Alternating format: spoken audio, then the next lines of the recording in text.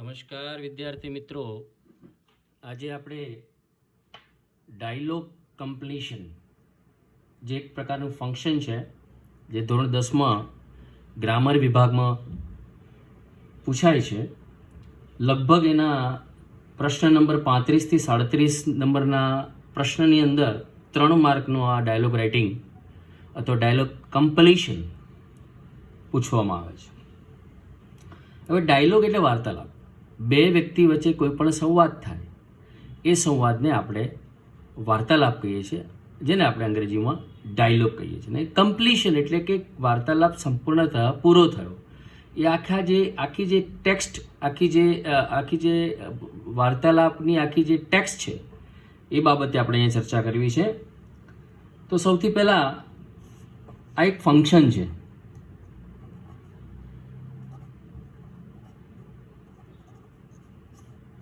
જે question number 35 થી 37 number પૂછાય છે, જેના માર્ક્સ છે 3.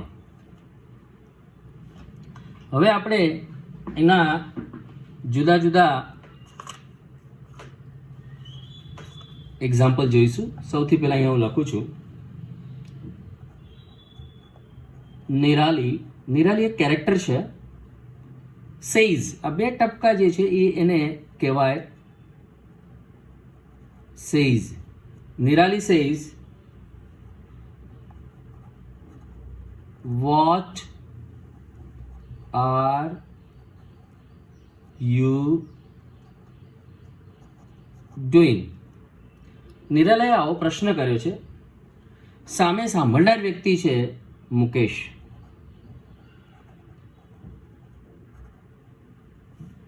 હવે આ રીતના ખાલી જગ્યા આપીએ છે અને કાઉન્સમાં લખ્યું હશે, સૂચના આપીએ છે ડિસ્ક્રાઇબિંગ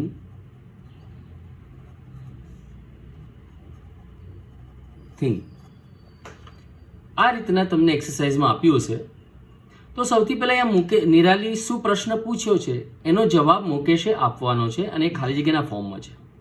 પણ જવાબ કયા સેન્સમાં આપવાનો છે તો એનો જવાબ એવો હોય જેમાં કોઈ વસ્તુનું વર્ણન હોય, જેમાં વસ્તુને ડિસ્ક્રાઇબ કરવામાં આવી હોય. તો એના 4 ઓપ્શન આપવામાં આવે છે. સૌથી પહેલો ઓપ્શન છે this is a book that tells you about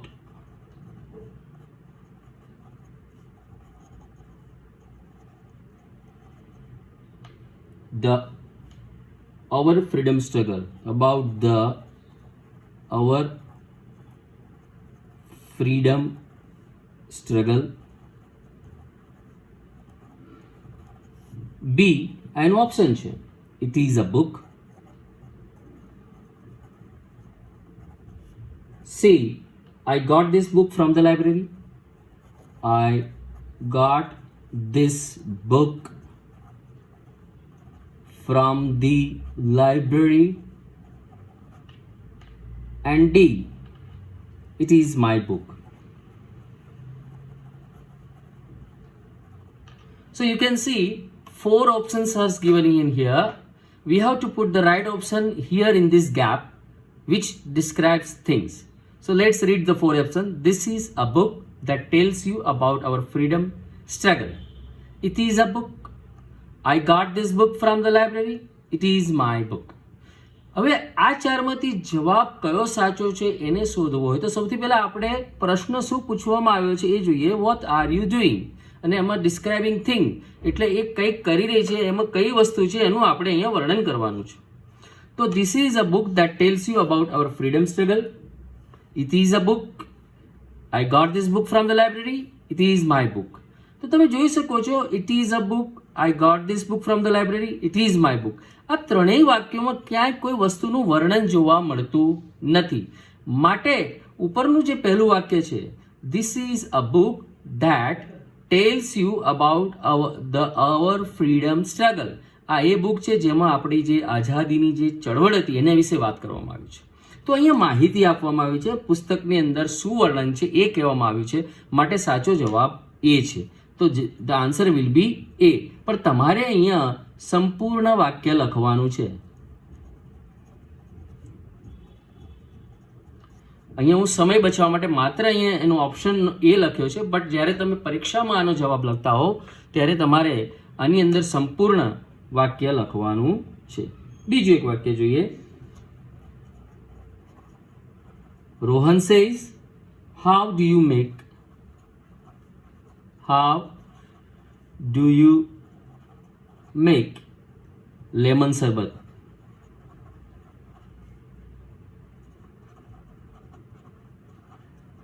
Okay.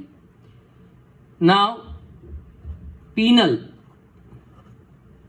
is going to give the answer, and what will be the answer will be decided according to the information. Now, અહીંયા એવું લખ્યું છે describing process. એટલે અહીંયા કોઈ ક્રિયાનું વર્ણન કરવાનું છે. એક ઘટના પછી બીજી ઘટના, એક ક્રિયા પછી બીજી ક્રિયા, એવું વર્ણન કરવાનું છે. How do you make lemon શરબત? તમે લેમન શરબત કઈ રીતના બનાવો છો? આવું રોહન પ્રશ્ન પૂછે છે. એટલે પિનલ શું જવાબ આપે છે? એના ઓપ્શન અહીંયા 4 આપ્યા છે. સૌથી પહેલા ઓપ્શન જોઈએ આપણે. Take a glass of water,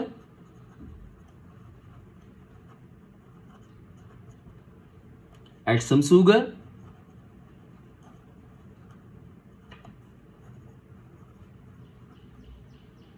squeeze a lemon. Squeeze એટલે નીચોવવું. Squeeze a lemon and stir it well. Stir it well એટલે એને સારી રીતે એને ઘોળવું, હલાવવું. એનો બી ઓપ્શન છે with a lemon.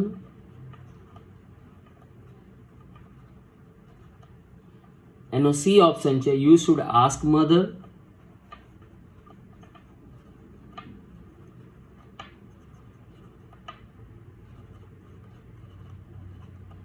અને એનો ડી ઓપ્શન છે આઈ વિલ મેક લેમન શરબત for you. I will make lemon શરબત ફોર યુ. સો તમે એ જોઈ શકો છો કે 4 ઓપ્શન આપવામાં આવ્યા છે, પણ આ ઓપ્શન આપણે અઠ્ઠે નથી મૂકવાના. આ ઓપ્શનની અંદર આપણે અહીંયા ધ્યાન રાખવાનું ડિસ્ક્રાઇબિંગ પ્રોસેસ, જેમાં કોઈ ક્રિયાનું વર્ણન થયું. પ્રોસેસ એટલે એક પ્રકારની કોઈક સમય નિશ્ચિત થતી ક્રિયા, અમુક પ્રોસેસ ચાલુ થઈને અમુક સમયે બંધ થઈ જાય. ધારો કે આપણા ઘરની અંદર કોઈ મમ્મી ચા બનાવતી, તો ચા બનાવવાની એક આખી પ્રોસેસ છે. તો અહીંયા રોહન એ રીતના પૂછે છે કે how do you make lemon શરબત? તો પિનલ એનો જવાબ કઈ રીતના આપશે કે ભાઈ જોઈએ, tech a glass of water, add some sugar, squeeze a lemon and stir it well. આ એક પહેલો જવાબ થયો. એનું બીજું ઓપ્શન છે with a lemon, you should ask your mother, I will make lemon શરબત for you. તો બાકીના જે 3 ઓપ્શન છે બી, સી અને D, they do not show any process. આ ત્રણેય વાક્યો કોઈ પણ પ્રકારની પ્રોસેસ બતાવતા નથી, માટે જવાબમાં બી, સી કે ડી આવી શકે નહીં. તો એનો સાચો જવાબ છે tech a glass of water. એક પાણીનો ગ્લાસ લો, એમાં ખાંડ નાખો, એમાં લીંબુ નીચોવો એન્ડ સ્ટીર ઇટ વેલ, અને એને ચમચી વડે સરસ મજાનું મિક્સ કરો એટલે એ તમારું લેમન શરબત તૈયાર થાય. તો ઇટ્સ અ પ્રોસેસ. સો આની અંદર સાચો જવાબ હશે એ. તમારે અહીંયા સંપૂર્ણ વાક્ય લખવાનું છે.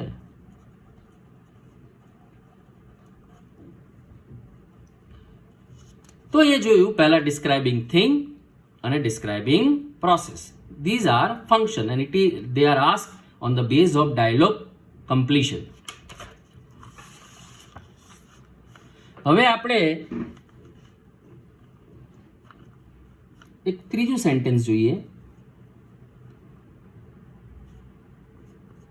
નયન says, how long will it take to reach the station.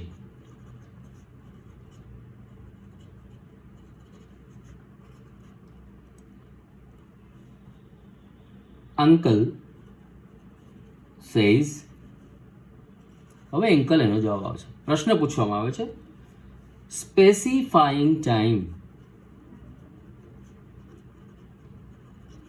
Specifying time. Specifying time. Now, let's see options. A, 10 minutes.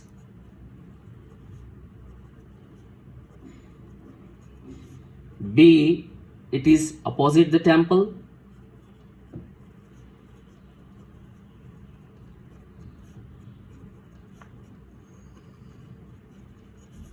C, it is quite far.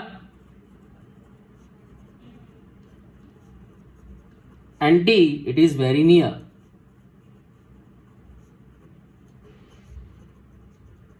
So here, Nayan says, how long will it take to reach the station? Uncle will reply his answer, but the answer will be showing specifying time.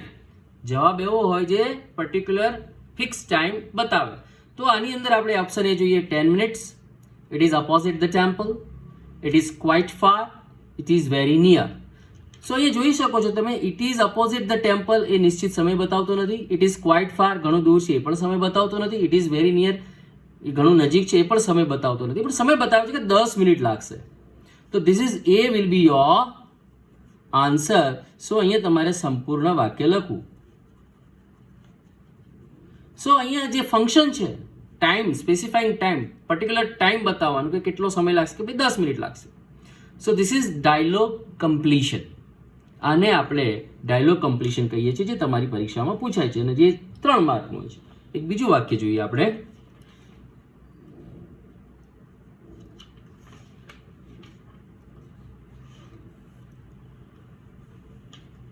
Father says,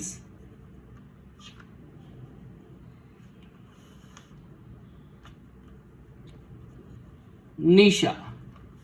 ફાધરે કશું બોલ્યા એનો reply Nisha અહીંયા આપશે. નિશા કહે છે from the 15 March.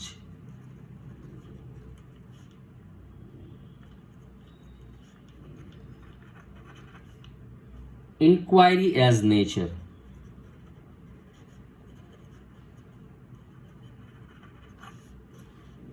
જો અહીંયા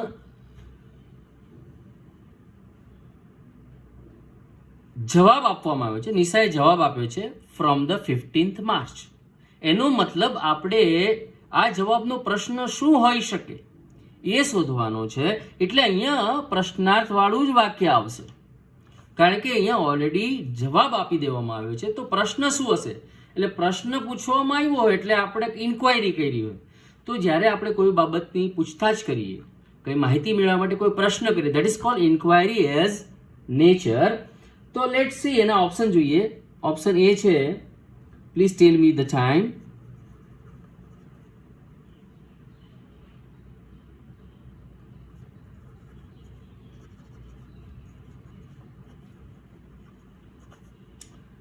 B, where are you going?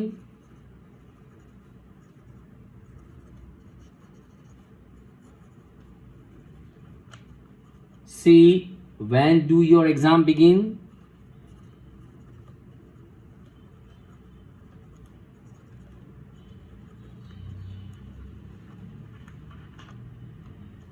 And D, I hope you are studying well.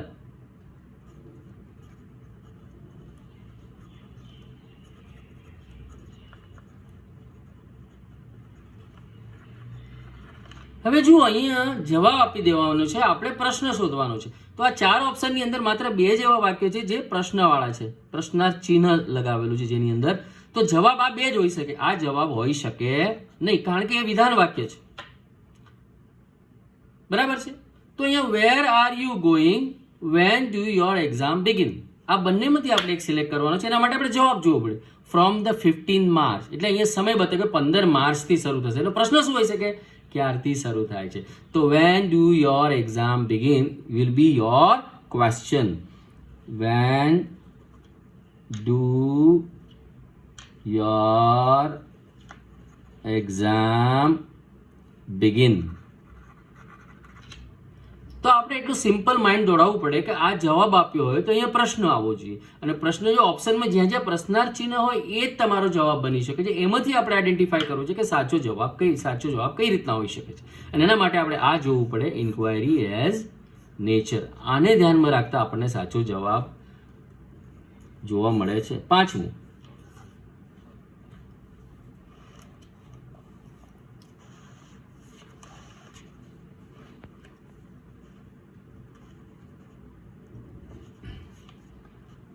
Priya says, who is that boy? Who is that boy? Nayan says, ખાલી જગ્યા. અહીંયા ફંક્શન પૂછવામાં આવ્યું છે, describing person.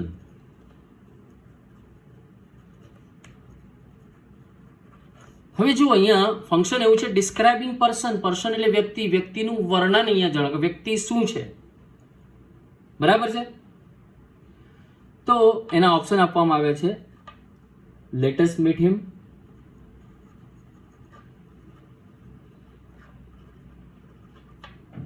B I know him quite well,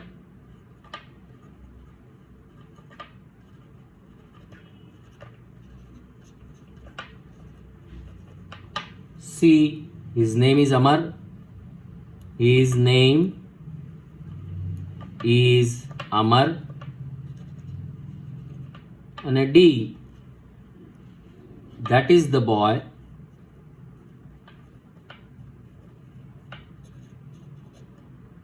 whose father is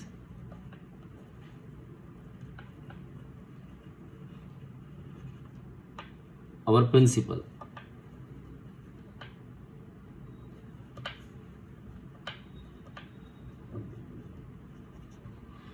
જો અહીંયા વ્યક્તિની ખાસ વર્ણન કરવાનું છે, વ્યક્તિ કોણ છે? તો પ્રિયાએ એવો પ્રશ્ન પૂછ્યો, હુ ઇઝ ધેટ બોય? પેલો છોકરો કોણ છે? તો Nayan will answer, let us met him. એ જવાબ આવે, no not at all, I know him quite well. હું એને સારી રીતે જાણું છું, પણ એનો જવાબ નથી, કારણ કે એમાં વ્યક્તિનું વર્ણન નથી. હિઝ નેમ ઇઝ અમર, એનું નામ અમર છે, પણ એ અમર તો છે, એનું નામ તો છે, પણ એ વ્યક્તિનું વર્ણન શું છે, વ્યક્તિ શું છે એ પણ જાણવા નથી મળતું. પણ એમ કહી શકાય, that is the boy whose father is our principal. કારણ કે વાક્યની શરૂઆત ધેટ બોયથી થઈ છે, સોરી પ્રશ્ન વાક્ય who is that boy, that બોયનું વર્ણન કરવાનું છું, તો that is the boy whose father is our principal. તો તમારો જવાબ ડી હશે, અને અહીંયા તમારે સંપૂર્ણ વાક્ય લખવું. હવે આપણે આગળ બીજી એક્સરસાઇઝ જોઈએ.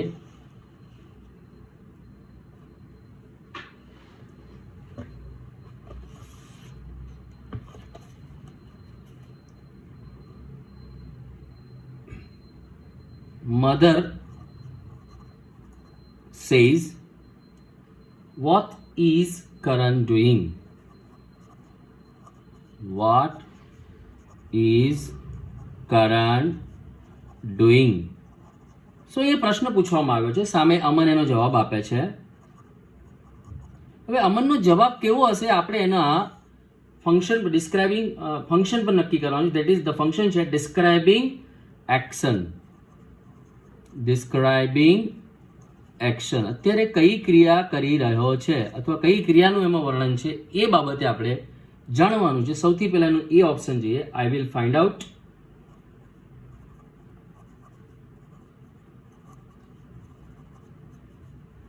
બી, I do not no.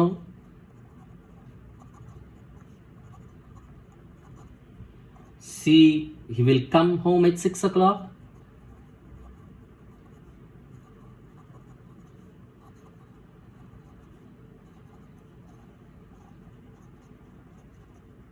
And D, he is always playing tennis. He is always playing tennis at this time.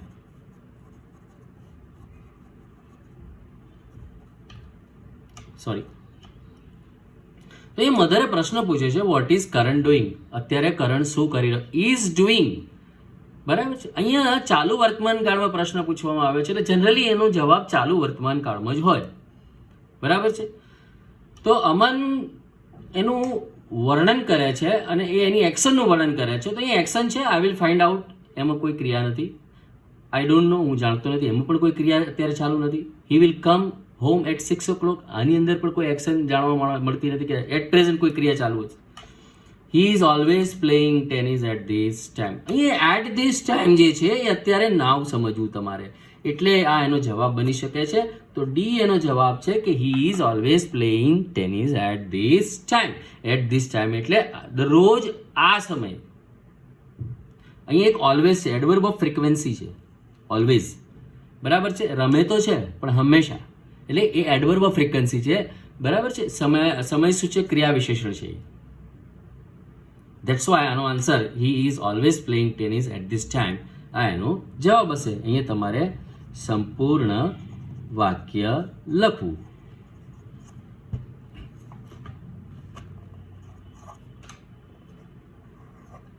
આગળ એક એક્ઝામ્પલ જોઈએ આપણે. સ્ટ્રેન્જર. સ્ટ્રેન્જર એટલે અજાણ્યો વ્યક્તિ, જે આપણે જાણતા ન હોઈએ એવો. ખાલી જગ્યા. અહીંયા એનું ફંક્શન છે એક્સચેન્જિંગ પ્લેઝન્ટરીઝ. પ્લેઝન્ટરીઝ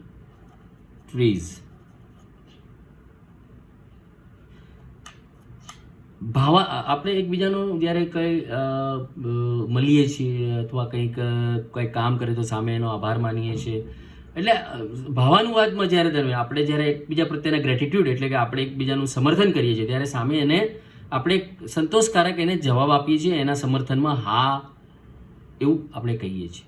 આ બધી એક્સચેન્જિંગ પ્લેઝન્ટરીઝ છે. તો એમાં અલી શું જવાબ આપે છે? Yes, what can I do for you? What can I do for you? જો અહીંયા છે ને જવાબ અહીંયા આપણે મેળવવાનો છે. અહીંયા અલી દ્વારા પ્રશ્ન પૂછ્યો છે, સામે એક સેન્ટેન્સ મળ્યું, એટલે એ સેન્ટેન્સમાં યસ જવાબ મળ્યો અને ફરીથી અલી એને પ્રશ્ન પૂછે છે કે what can I do for you? પેલા વ્યક્તિ માટે, અજાણ્યા વ્યક્તિ મને એવું પૂછવા માંગે છે કે ભાઈ હું તમને શું મીન્સ હું તમને કયા પ્રકારની મદદ કરી શકું છું, કે હું તમારા માટે શું કરી શકું છું. તો અહીંયા આપણે અહીંયા એક્સચેન્જિંગ પ્લેઝન્ટરીમાં એના ઓપ્શન જે આપે છે એ જોઈએ. Thank you very much.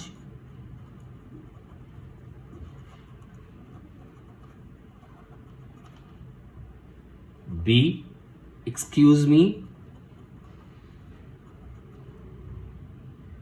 can you please help me?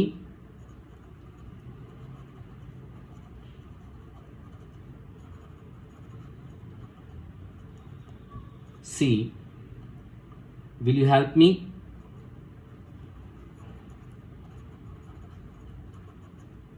And D, I'm sorry, I am sorry. હવે જો અહીંયા યસ એટલે જવાબ મળ્યો છે. અલીએ અહીંયા યસ કહીને જવાબ આપ્યો કે હા, તો અહીંયા વાક્ય પ્રશ્નાર્થ જ આવશે, કારણ કે વાક્ય પ્રશ્નાર્થ હશે, પ્રશ્ન પૂછવામાં આવે છે તો અહીંયા એણે જવાબ આપ્યો છે, માટે અહીંયા પ્રશ્નાર્થ વાક્ય આવશે. એટલે સૌથી પહેલા પ્રશ્નાર્થ વાક્ય આ નથી અને આ નથી, તો એક જ પ્રશ્નાર્થ વાક્ય બચ્યું છે, excuse me, can you please help me? તો એનો જવાબ હશે બી, સંપૂર્ણ વાક્ય. તો અહીંયા એક્સચેન્જિંગ પ્લેઝન્ટરીઝ છે. સમજી લો કેમ પૂછ્યું કે એક્સક્યુઝ મી, મને માફ કરશો, can you please help me? તમે મને મદદ કરી શકો છો? એટલે અલી જવાબ આપે હા, what can I do for you? હું તમારા માટે શું મદદ કરી શકું છું? તો આ પ્રકારના જે ફંક્શન્સ છે એ તમારી પરીક્ષાની અંદર પૂછવામાં આવે છે. એક બીજું વાક્ય જોઈએ આપણે, 8મું.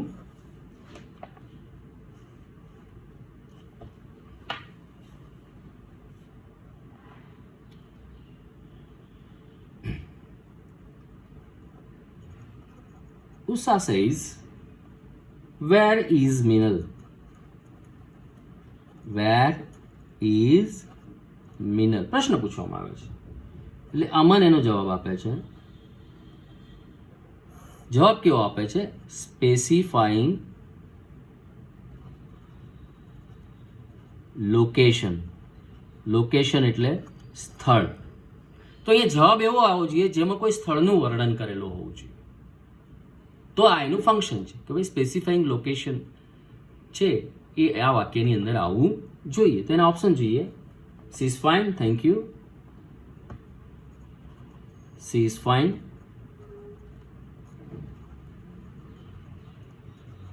Thank you. B, she is in the kitchen.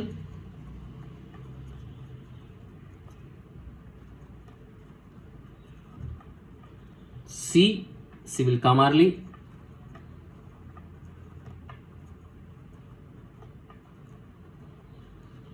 And D, she is late. તો ये 4 ऑप्शन આપવામાં આવે છે. 4 options are given, but we have to show the location, and this is the only sentence. Which one? She is in the kitchen, which shows us location કે તેણી રસોડામાં છે, કિચનની અંદર છે.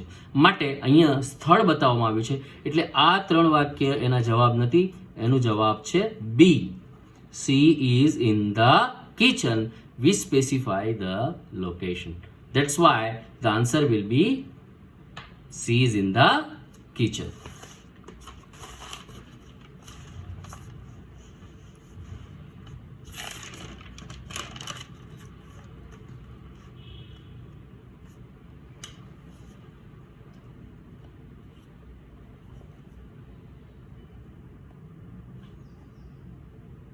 Now let's see another sentence, sentence number 9.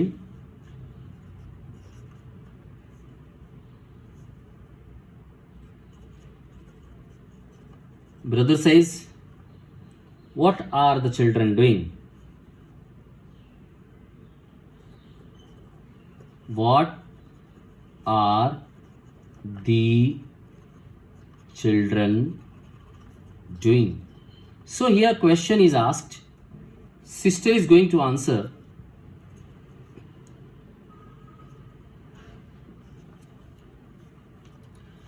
એનો જવાબ એવો હોવો જોઈએ જે બતાવે છે ડ્યુરેશન ઓફ ટાઈમ. હવે ડ્યુરેશન ઓફ ટાઈમ, ટાઈમ તો ખરો પણ ડ્યુરેશન એટલે સમયગાળો. સમયગાળો કેટલા સમયથી, એટલે અહીંયા પર્ટિક્યુલર એક સમયથી બીજો સમય, ચાહે 5 મિનિટ, 10 મિનિટ, 15 મિનિટ, 1 કલાક, 2 કલાક. તો એ ડ્યુરેશન ઓફ ટાઈમ એનું ફંક્શન છે. એ પ્રકારનું વાક્ય આપણે ફાઇન્ડ આઉટ કરવાનું છે. સૌથી પહેલાનું વાક્ય છે એનું they have been playing. ચાલુ પૂર્ણ વર્તમાન કાળ છે આ. they have been playing chess for an hour now. For an hour. Now B, they have been playing chess since morning. C, they are playing.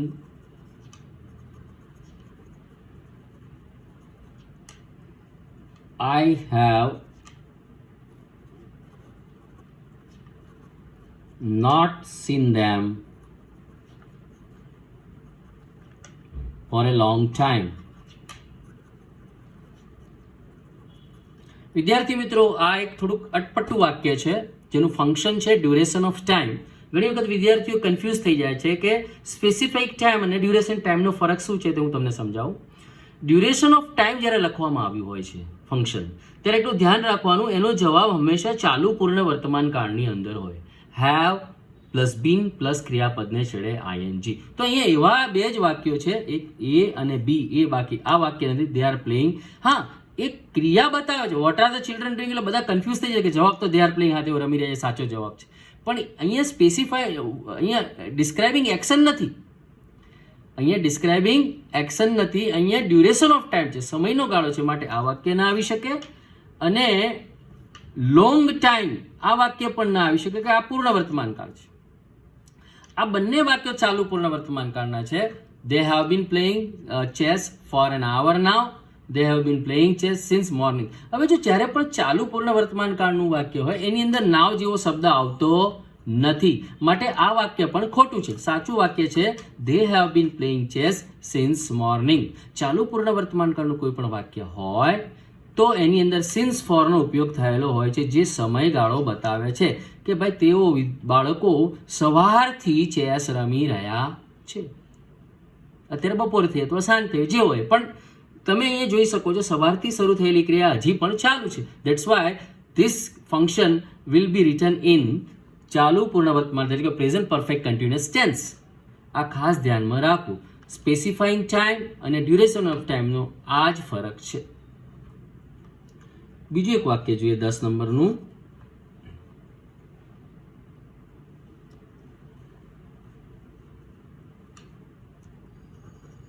Mohan says,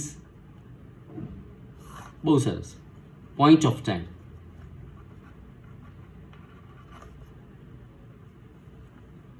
Mayur says he has been studying since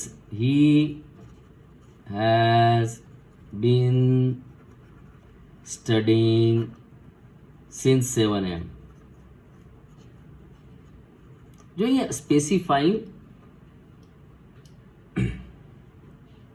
time છે તો અહીંયા આપણે પ્રશ્નાર્થ વાક્ય ઢૂંઢવાનું છે, કારણ કે એ જવાબ આપ્યો છે. હી has been studying since 7 AM. સવારના 7 વાગ્યાથી એ ભણી રહ્યો છે. તો એના ઓપ્શન શું હશે જોઈએ. Why has Devang been studying since 7? Why has Devang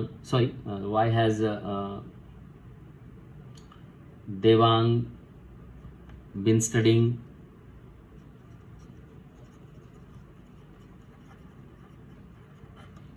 since 7 am?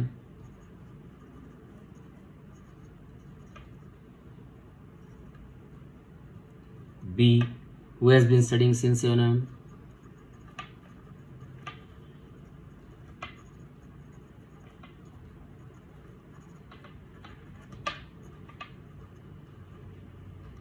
C, since when?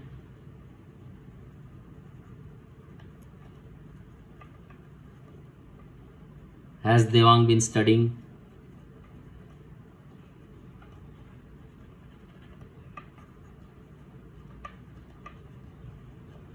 And D, how long has Devang been studying?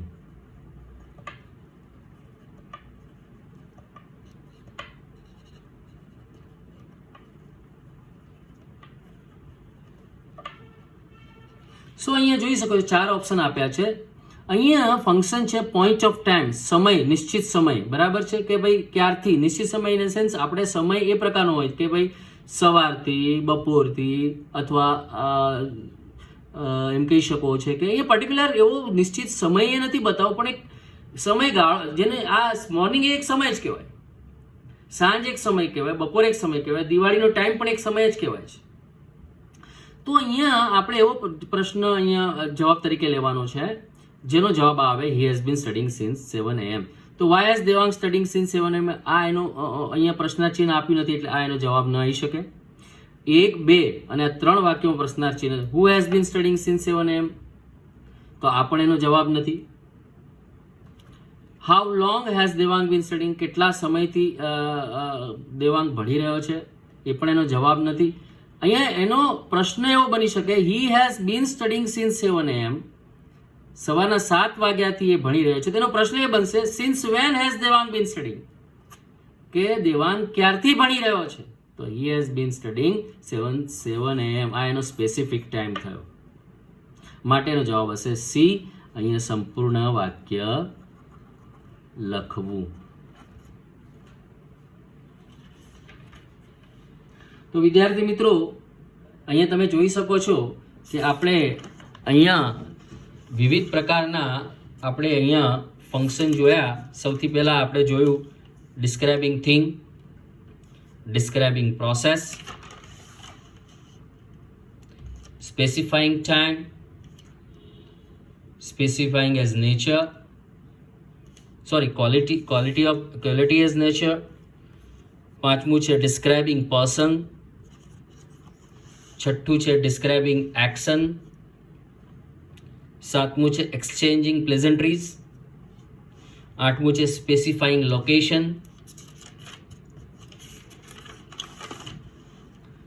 નવમું છે duration of time અને 10મું છે point of time. તો વિદ્યાર્થી મિત્રો, આજે આપણે ડાયલોગ કમ્પ્લીશન, આજે તમારા ધોરણ 10ની અંદર પૂછવામાં આવે છે એનું આપણે અભ્યાસ કર્યો. અને હવે તમારે આ પ્રકારના વાક્યો, આ પ્રકારની એક્સરસાઇઝ ઘરે તમે તમારા જુદા જુદા સાહિત્યમાંથી કરી શકો છો. બજારમાં અથવા ટેક્સ્ટમાં આવા કેટલીક એક્સરસાઇઝ આપીએ છે જેનો તમે અભ્યાસ કરશો અને જરૂર જણાય તો એને એક અલગ હોમવર્ક તરીકે નોટબુકમાં એને પોઈન્ટ આઉટ કરી અને એને નોંધશો, જેથી કરીને એમાં તમારા માર્ક તૂટે નહીં. હું આશા રાખું છું કે તમને આ ડાયલોગ કમ્પ્લીશનમાં સમજ પડી હશે. તેમ છતાં પણ જો કંઈ પ્રોબ્લેમ હોય તો શાળાની અંદર અમે બેઠા છીએ. શાળાના સમય દરમિયાન આપ આવી અને એનું સોલ્યુશન લઈ શકો છો, અથવા ફોન દ્વારા પણ તમને એનું સોલ્યુશન પૂછી શકો છો. આજે આટલું જ. Thank you very much.